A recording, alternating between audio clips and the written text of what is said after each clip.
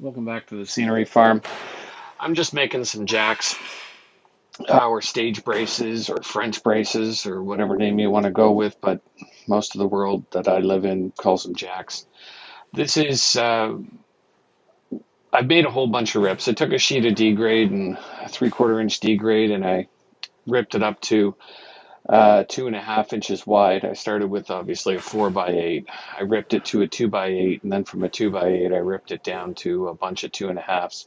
I find it easier to break down a large sheet into smaller pieces if I'm going to do a lot of rips like that. I find there's less drift as I run through the saw.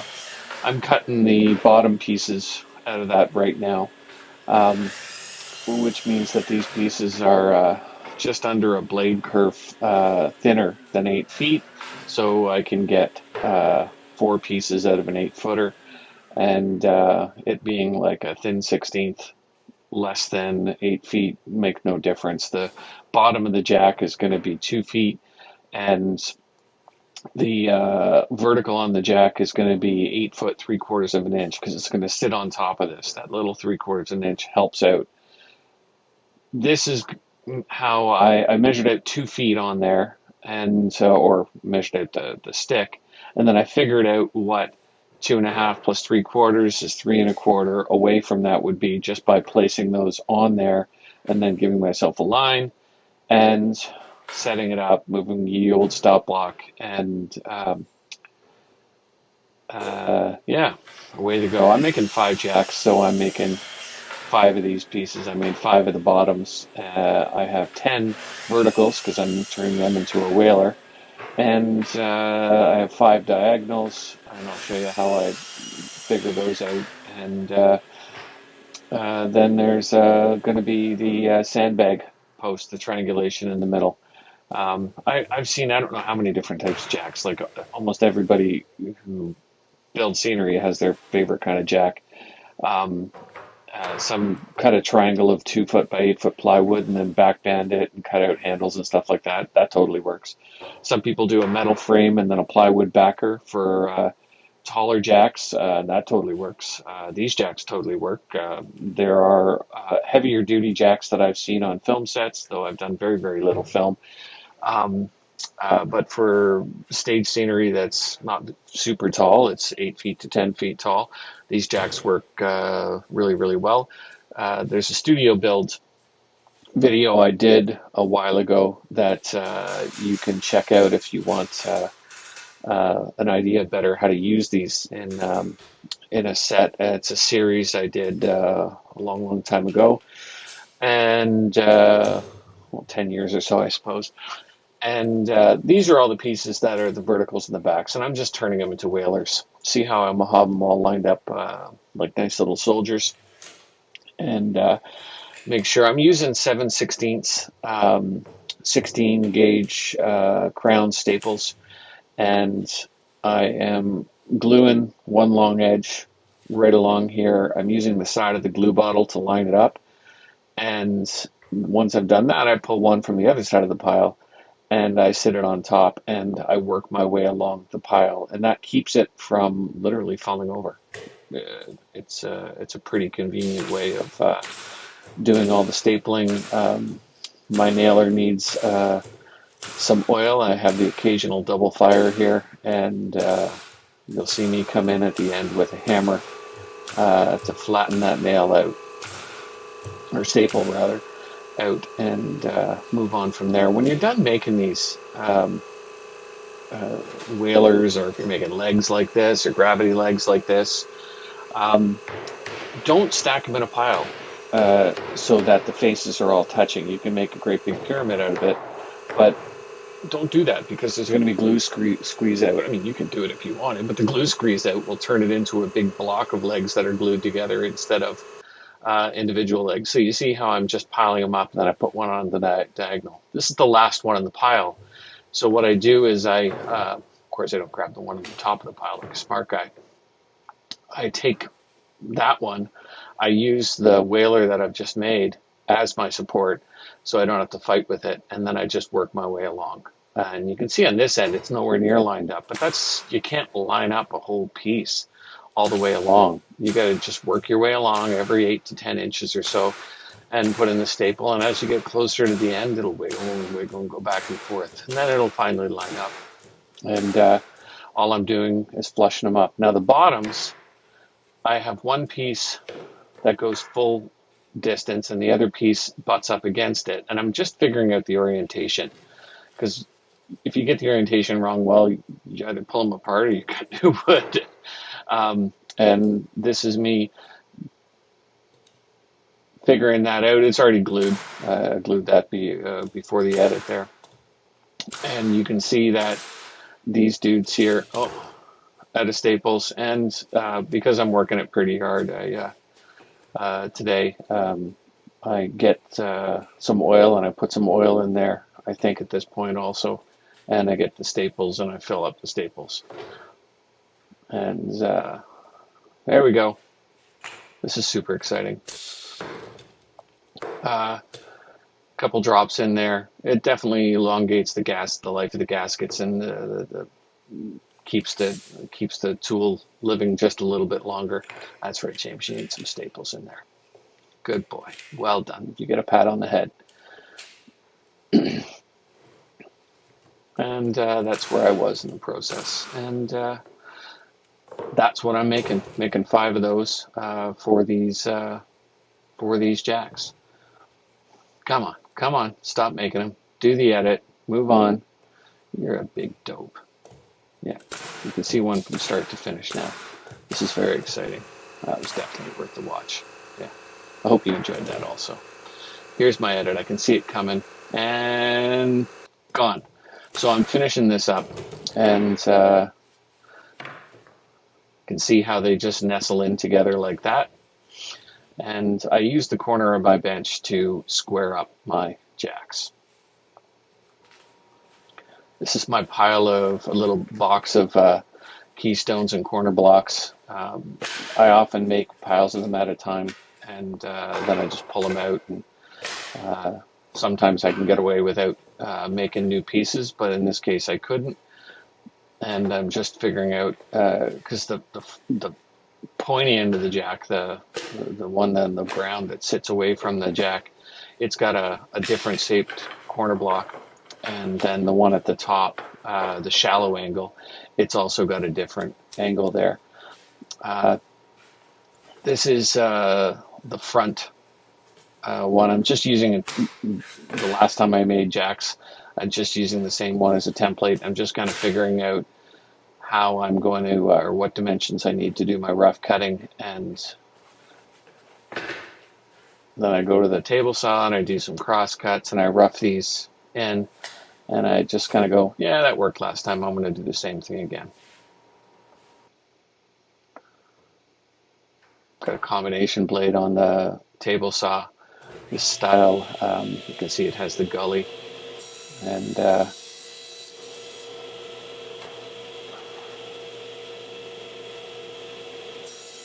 yep.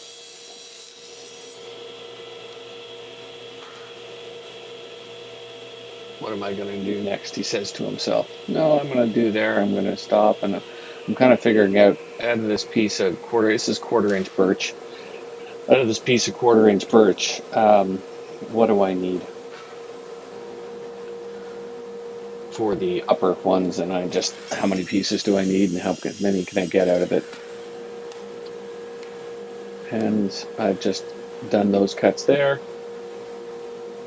And just kind of figuring out, yeah, no, that's a good spot. Move to the stop block. And yeah.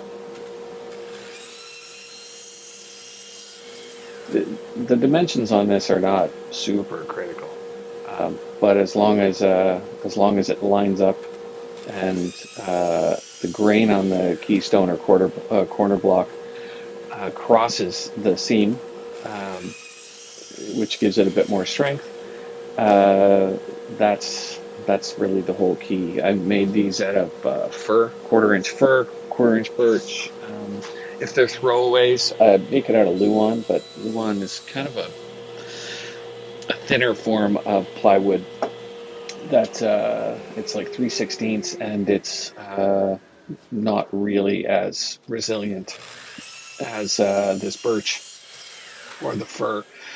You can make them out of like 3/8 D grade or whatever. You can make them out of 1/4 inch D grade if you want, but again, it's in the same category as the Luan is not a really robust and resilient piece. Now I'm just doing a bit of a back cut on this dude here.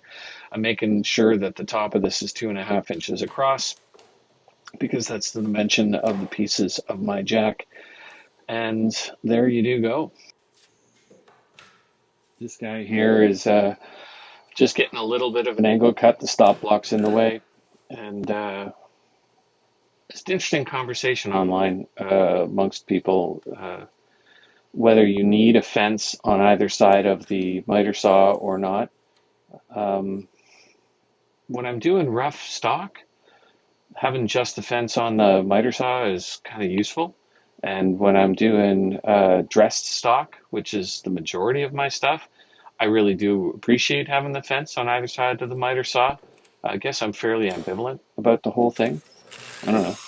People have strong opinions one way or the other, I suppose, or whatever. As long as the chop saw itself has a fence, that's, I think, the most useful thing going. Um, I'm just gluing the joint here uh, to get the base onto the vertical whaler. And so now that this jack, you can see it's 2 feet long and it's uh, uh, 8 feet 3/4 of an inch tall. Angela's doing some repairs to the outside of my house, and she's moving some plants around, and looks like she found a pretty nice branch to hold on to. Um, so I'm just so I'm clamping the L that I've made to the corner of the bench. So the corner of the bench is square, and I'm just using that as my, well, square. I glue the corner block in place, and then I staple it with some 3/4 inch narrow crown staples, 18 gauge 1/4 inch crown staples. Uh, these drop down hoses were a nice little addition to the shop. If you want to know what the staple pattern is for those, there's a video on how to build theater soft flats or theater flats, a series of videos. And essentially, the important bit is the exact pattern doesn't really matter. There is something I was taught when I was in theater school, but whatever. As long as you put enough staples in and you have staples along the seam on either side, that's typically what matters. And I don't like having the sharp edges. In fact, one of the things, so this is me just taking the edge off the corner blocks and keystones. One of the things I don't show in the video is I do take off the edge on all of the spruce. So the spruce isn't a sharp edge going on stage. Spruce isn't really known for giving you splinters. Birch, a little more so. Luan is just plain mean, and maple plywood is also fairly mean about it. But yeah, I'm just cleaning off the corners there, and then I'm ready to stick them in place. I have this diagonal piece lying on the on top of the jack itself, and I'm just using one of the whalers for the bottom as a gauge so that I can scribe the angle. This is my scarf jig, and you can see I'm using the rolling stand there to hold up the far end of it, and the scarf jig holds the board 90 degrees to the fence, and then I take the laser and I line up the laser to the pencil line and then lock it in place. And it's a wee bit finicky, but I get it eventually because, tenacity wins out in the end. This is a closer shot of the wood up against the scarf joint jig, and I take the board, I pop the board in place, and Then I just cut the very acute angle on the scarf. And interestingly enough, when I'm done this and I pull all the boards off, that angle is and I then go up against the fence, as you would traditionally use a miter saw, that's the complementary angle and the angle of the top of the board. So I don't have to change the miter saw setting at all when we get to that. I'm now just placing it in place, and I'm kind of going, okay, the angle wants me to be around here. You can see I'm about a foot down from the top of the jack, which is I find a nice place to be. Gives me room on the top of the jack to cut it down if I need to. And I am now just eyeballing the scribe line for the other angle, and then I take that over to the miter saw. I have a stop block extension on my miter station for doing longer pieces, and you can see I'm just putting the point up against that. I haven't changed the saw angle, and this is the complementary angle to the scarf that I did, and then I can take these pieces and install them on the jack. The next thing I have to do is figure out the corner block or keystone or whatever you want to call it, because it's really kind of neither. Um, I guess it'd be closer to a corner block. Figure out the angle on the pieces at the top, and again, I'm just tracing it using a bit of a guide, looking straight down on the wood, and I head over to the old miter saw, and I just use the laser, and I figure out the size, the angle, and make myself a cut. And I do that 4 more times, and I'm done. The next job I have is to take the pieces I just made and take the edge off them, break the edge, and I use the edge sander. Um, I do have nice sandpaper for the sander, but I leave this kind of beaten up piece on there for all the scenic work I'm doing. So it's a bit of a sacrificial piece, and I'll get to cleaning it sooner or later. I'm finishing that up, and I move on to assembling the jack. All but one piece has been made, and so I figure out these pieces as I go. You can absolutely figure this stuff out on paper and cut all the pieces in advance. I typically don't.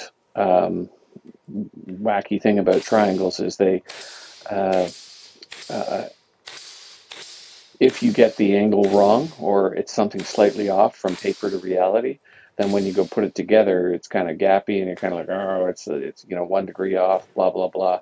So I find that doing a template jack for each run is somewhat useful, I suppose. I mean, if I were making more of them, I'd keep one with parts all lying off to the side.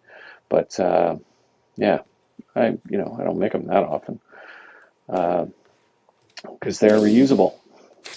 And these jacks that I'm making right now are probably going to live in that theater until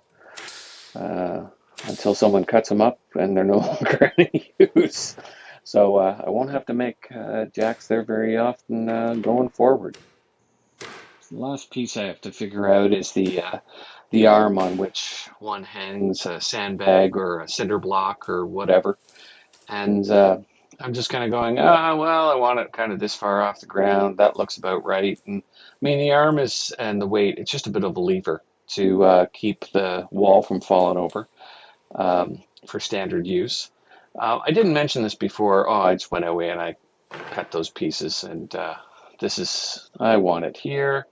And then I've already figured out the angle, I think, at this point, and that I just scribed. So what I haven't said before is now I'm just kind of figuring out consistently, I'll stick it at about this height.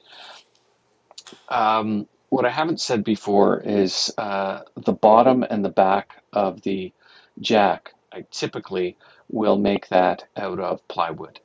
If you're screwing a jack in and over and over and over again, which you kind of do because you reuse them, Plywood is a lot more resilient to screw holes than solid wood. There are some people who don't glue the backs or the bottoms on so they can be replaceable, which is totally valid for high-use jacks as well. Um, I'm just about to put this piece in place, and I glue it, and I put 1.25" number 8 screws. I sink those screws in quite well, and I put two, and it's basically a lap joint, like gluing a lap joint, and it's plenty strong for that. So this jack is done. I do sand all the corners. I don't show that on camera, so they're not sharp. And then I go to put it away. But I also decide that no, I don't really want to put it away there. I want to put it away in this other room over here. And here I go, like a smart guy. You take care until next time. Bye.